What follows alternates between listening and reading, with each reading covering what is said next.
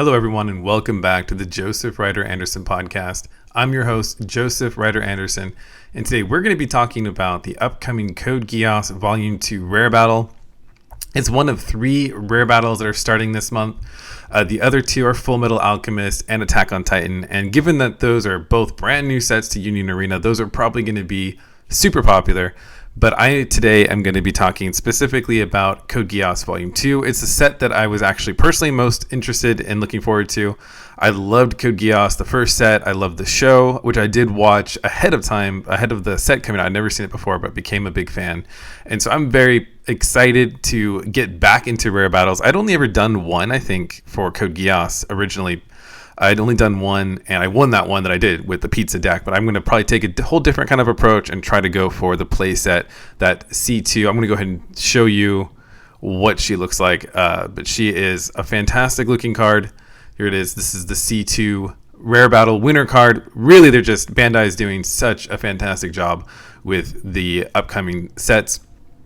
Or upcoming rare battles and prizes. You can see it has the first anniversary stamp on it, making this even cooler than usual. But this card's going to be just a very valuable card and also just going to look great in my Code Geass Volume 2 pizza deck. So this is the one I'm focusing on. You can go about this any which way. I've certainly done rare battle seasons in the past where I've done multiple IPs. I will say focusing on one IP for me does work particularly well because it gives me added time to really study the matchups, and I love that. I love that about the rare battle format, that you can just go super deep into a specific realm, and it really does help. I think with the success I had, I was 2 for 3 top winner card for the Sword Art Online rare battles I went to. I would have done more Sword Art Online because I love that goddess deck, as most people who follow me probably know. And the only reason that I didn't do more is I got crazy sick. So I was like out of commission for about 2 weeks. So that sucked. But I did win 2 out of 3 of the rare battles I went to.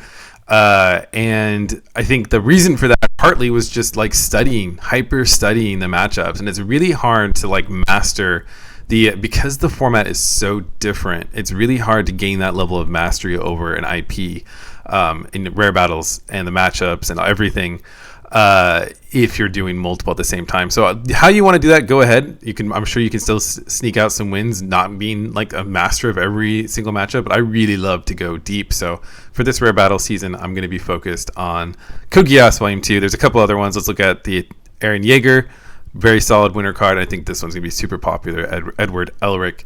But today, let's go ahead and talk about Code Geass Volume 2. So I did update my guide based on some tournament data and a lot of testing. We've been testing a ton at tournaments, but also I've been testing with Jeremy, who some of you might know. He writes for this blog as well, Jeremy Eggers. So he and I have been doing a ton of testing to kind of figure out where things land. And I think we should really start this rare battle guide off with the deck that's going to be the overwhelming favorite going into this, and that is Code Geass Lancelot. So this is the build. This is like the sample build of what people are bringing to tournaments and what's doing well. I would say not only is this the top deck in the rare battle format, but it's the top deck in general in Union Arena right now.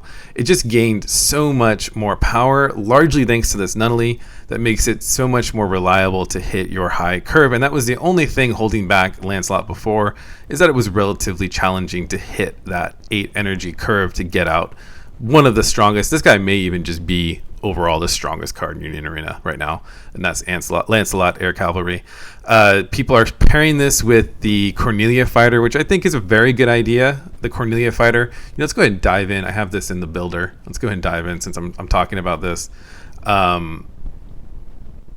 People are pairing Lancelot with the Cornelia Fighter, and I think that this is an excellent choice. I always ran Lancelot. I never actually ran Lancelot as a main, but I would test against it a ton, and in my test builds I would always run this. It was strong before, gave you some early game aggression, but in this build, being able to use the Cornelia to play into a Nunnally feels so good. You're not always going to hit that, obviously, but when you do, it just feels so good. It happens more often than you think. It's much more effective than hitting a Cecile, for example, because Cecile, you still have to wait a turn for her to come active, but hitting a Nunnally, she's coming in, providing that energy gen immediately. And if you don't know, the way this Cornelia Fighter works is when you play her, you get to search the top, look at the top 5 cards. So you look through the top 5 cards of your deck, and you get to play up to 1 green character card with 2 or less energy required and 1 AP cost, and set it to rest on your field. So that's going to work great into your Nunnally, as well as just giving you an earlier game aggression option, because otherwise you have to wait until Lancelot comes online, which admittedly isn't too hard to do given how much energy you run in this deck. So there are plenty of ways to deal with Lancelot in the regular meta, right? Like when you have the option of like a Toto deck that can strategically swap things in and out of the energy line. But in the rare battle format, it's a lot trickier. There's nothing that can mess with the energy line. You have to really face this guy head on. So the reason why I start with Lancelot is that you're probably either going to play Lancelot or you're going to play against Lancelot. And that means you want to have a game plan. You want to have a deck that can at least perform well against Lancelot. It doesn't have to be a better deck, but it has to be able to at least have some paths to victory. So when I've been doing my testing to try to decide what deck to bring to a rare battle, I've been making sure to see how my decks perform against the meta king for both the rare battle format and standard right now, the regular format. So I know it's not technically called standard. That's what I always think of it. So yeah, so this deck, pretty straightforward. If you want to play the best deck in the format, this is the one right here. But that doesn't mean there aren't ways to beat it. I don't have it here, but I did build a version. Again, I don't have it in here. It's in my actual in card. But I did build a version of Purple Code Geass called the Lancelot Buster that I'm going to try out. And essentially, it's dropping this Gurren, because this Gurren is decent in other matchups, but against Lancelot, being able to sideline a 3000 BP character just isn't very effective against Lancelot. So I actually dropped this for 4 of the Gurrens. So this is my secret sauce, so you're welcome. 4 of these Gurren flight enabled, and actually this worked really well and really brought up the wins from what I was testing. Having this as a late game closer, because he can't be blocked, is much more effective in this matchup. So that's my Gurren Buster, my Lancelot Buster is with 4 of these. So don't have the actual build that I have on here, but I think it's essentially just this, but you get rid of these and you go max on this, the Gurren flight enabled. So, and you also do have this Lelouch that can come in active and can also sneak in attacks versus the 5000 BP Lancelot. So I think that's the way to go in the rare battle format. I wouldn't necessarily say this is the way to go in the regular format, but the rare battle format, running 4 of these if you want to do purple code, and I think you do have a decent matchup again into Lancelot. So this is probably your best option other than Lancelot, is the one I was just talking about. But let's go and look at some of the other decks. I have updated my guide on the website, so if you haven't seen it on josephryderanderson.com, you just go up to the deck section and you can find Code Geass Volume 2, and I have updated it with more decks. And one of those is Pizza, and I actually think Pizza is a solid option for the rare battle format. Pizza's interesting. I think someone was asking me how Pizza fares in rare battle, and I would say Pizza just does Pizza, right? Like, you don't really need to worry about your matchups too much with Pizza, because it's all just dependent on whether or not you hit your curve, right? So this is a little bit, I have updated this since I've brought this up to 4. I believe, what else did I change? 4. Yeah, I changed something else and I'm blanking on what it was. But anyways, I think it was probably this. Brought this down to 3. There we go. Something like this. This is essentially what I think, maybe the more updated ones on here. Yeah. Anyways, some work needs to be done here. I need to update this. This should be at a 4. But otherwise, this is essentially what it is. The Pizza Volume 2 deck. This deck is a lot better. If you played Pizza in the first set, and I won my first rare battle. It was I think it was like almost a 20-person rare battle, if I remember correctly. So that was pretty hard to do. And it was really like an Ashford Pizza hybrid, but you don't really need to do a hybrid anymore, because in Volume 2, this deck is feeling way, way more like it's supposed to. And you can really just center the whole deck around, your Lelouch and your C2. So this C2 brings a ton of added versatility to the deck. You really don't have to run that Ganymede raid character anymore. You can just run her, and she lets you recycle your 3-cost Lelouch. When she's sidelined, if you have 3 pizza cards in your sideline, you get to bring back a 3-cost character. So you're going to be wanting to target the Lelouch with this, and then you can replay him. Searching out those those Pizza Affinity cards. This gives you just a lot more value for this card. You don't need to run the Ganymede. You can just run him. I did include this Colin. I want to say my build, again, I think there's something off here, and I'm not sure what it is looking at this, but I maybe even have her at 2. That might be what it is. I do believe I have Colin at 4. So this one is just a really strong card. Bringing the active trigger in, I really wanted to bring more active triggers in because my original build did not have any active triggers, and I definitely felt that. But having just at least, I think in my final build, I probably have around 6 because I do believe she's at a 4 in my deck. And then I have 2 of the 0-cost Collins. So having 6 active triggers definitely does help. And this Colin, you can push her up and she becomes a 4,000 BP character. And that happens a lot in this deck. Because you have such a solid energy gen character with this C2, you often have a pretty stable energy line. And you can then push up Colin when you need to. And she's a 4,000 BP attacker, which is not bad.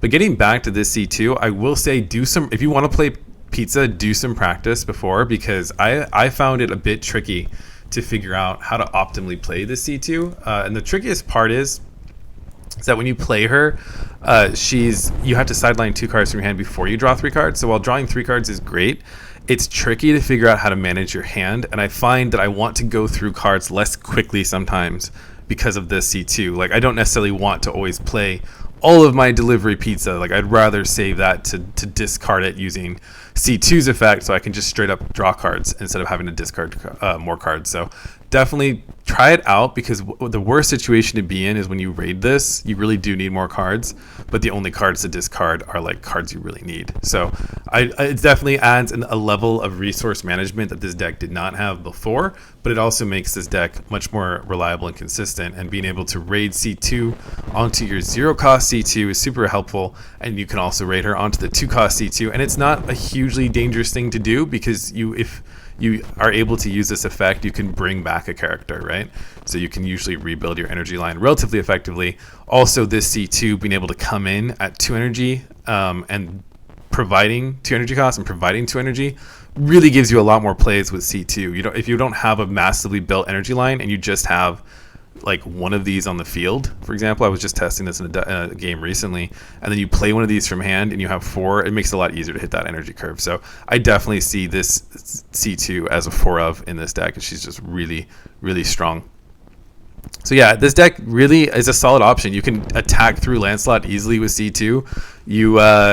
It's a pretty consistent, I'd say. I wish this guy was like a 1-cost, because him being a 3-cost does make it a little awkward. The deck would be more consistent if he was like a 1-cost. So, but all things said and done, this deck is really solid. I think it's actually one of the top picks you can bring to a rare battle format, because it's not particularly disadvantaged or particularly advantaged against Lancelot. It's really just playing its own game. So I think you can definitely sneak out a lot of wins, and it just feels way more complete than it did in the first volume or the first set.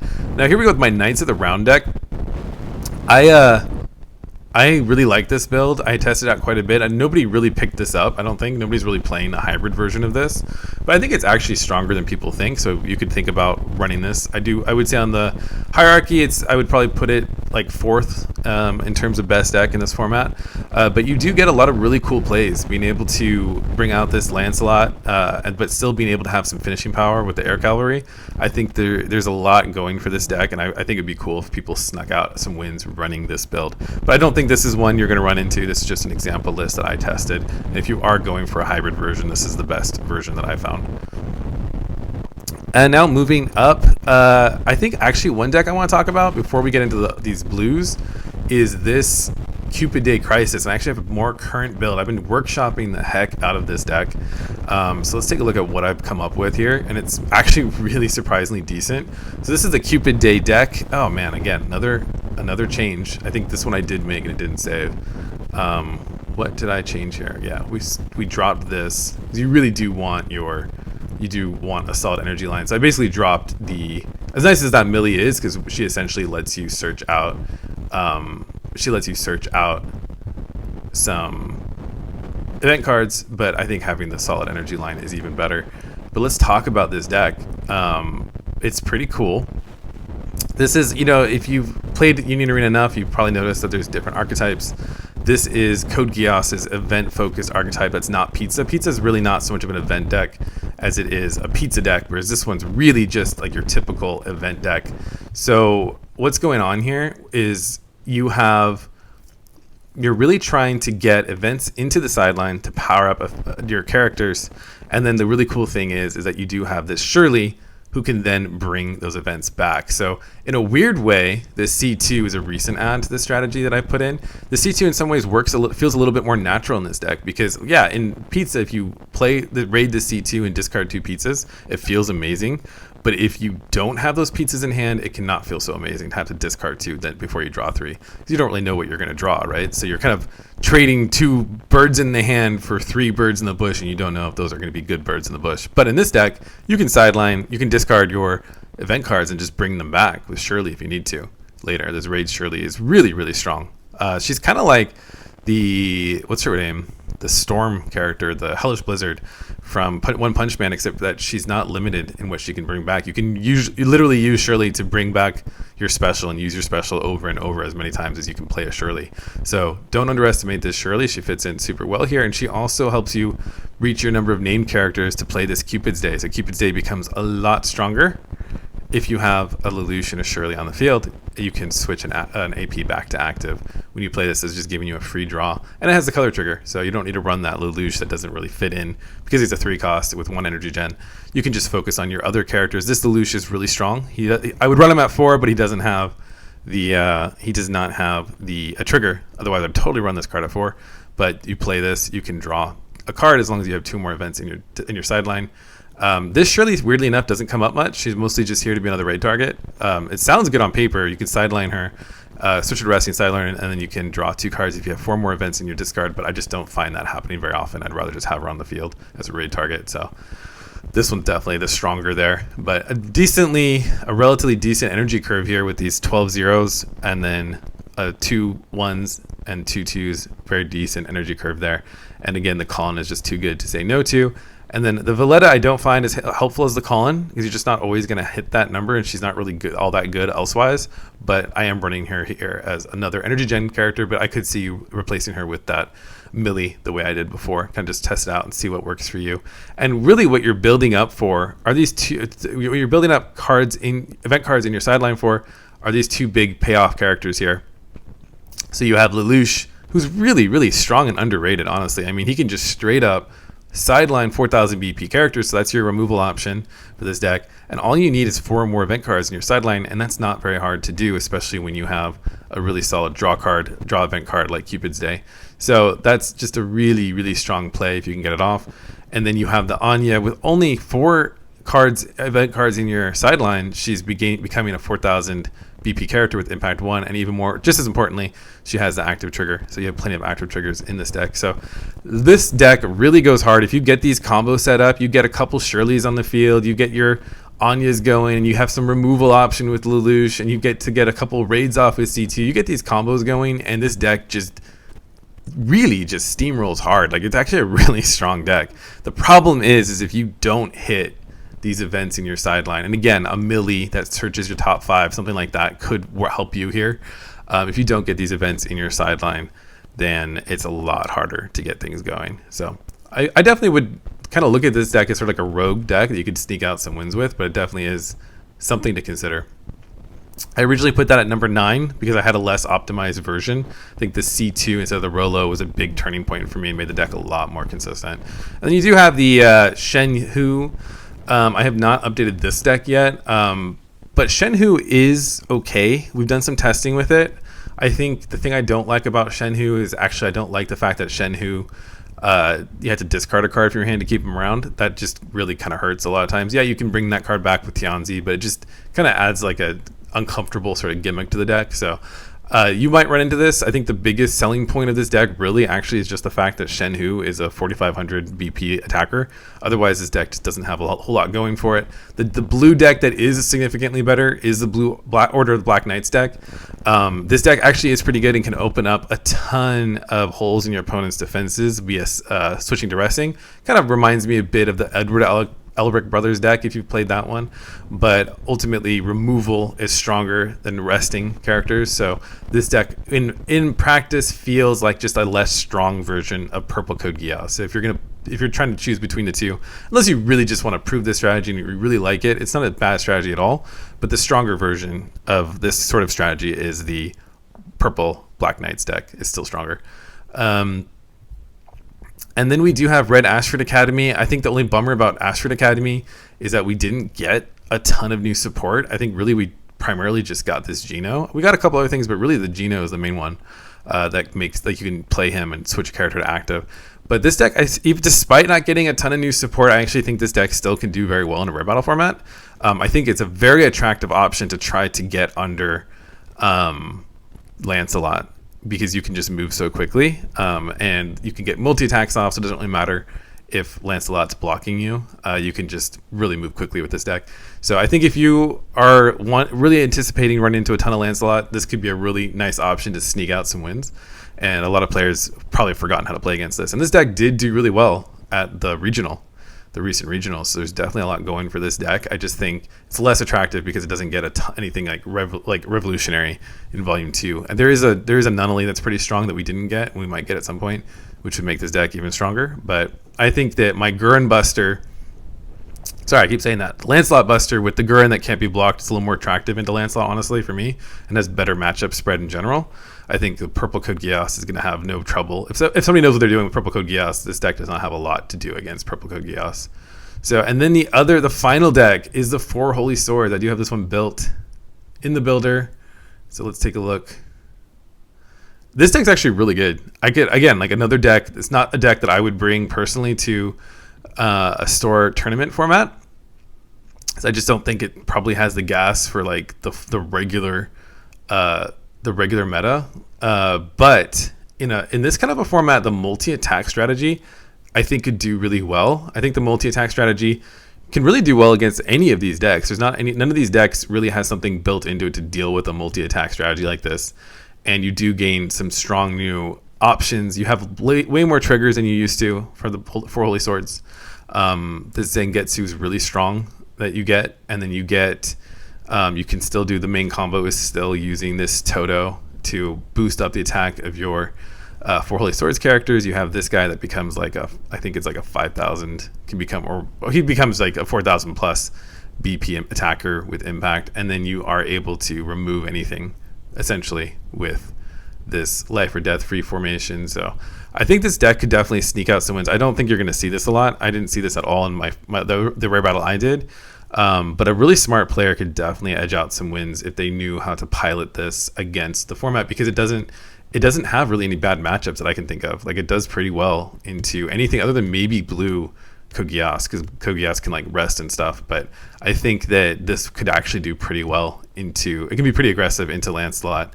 It can be really aggressive into Code Geass. Code Geass definitely has some trouble dealing with multi-attacks. So I think this could definitely be another rogue pick, but not one you're likely to run into.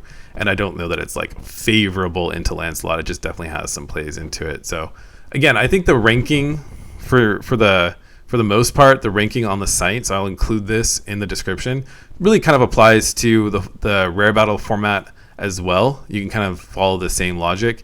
You really just, whatever deck that you choose, you really just want to know that it's going to be able to do well against Lancelot. Doesn't mean that you're going to run into Lancelot. You could probably go to a rare battle and not run into Lancelot, but if there's one deck to practice against and make sure you're prepared for, it's this Lancelot deck, because it's just so much faster and stronger than the other decks in Code Geass, and it doesn't take a particularly amazing pilot to pull this off, right? Like, you don't have to be an amazing, like crazy amazing Union Arena player to play this deck well. It plays pretty simply. You just build up your energy line, play out your big characters, and destroy your opponent. So it's going to take a lot of skill to beat that, but I think if you have the right mindset and build your deck properly, it can be done. So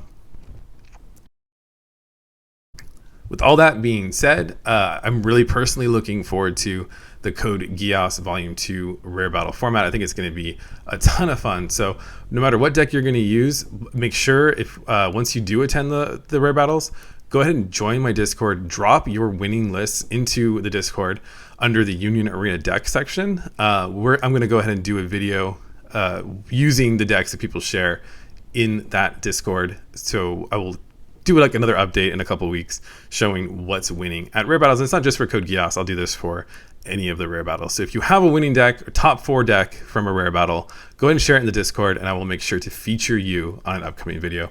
Until next time, make sure you like, subscribe, check out www.josephryderanderson.com for all the latest Union Arena content, and keep on battling.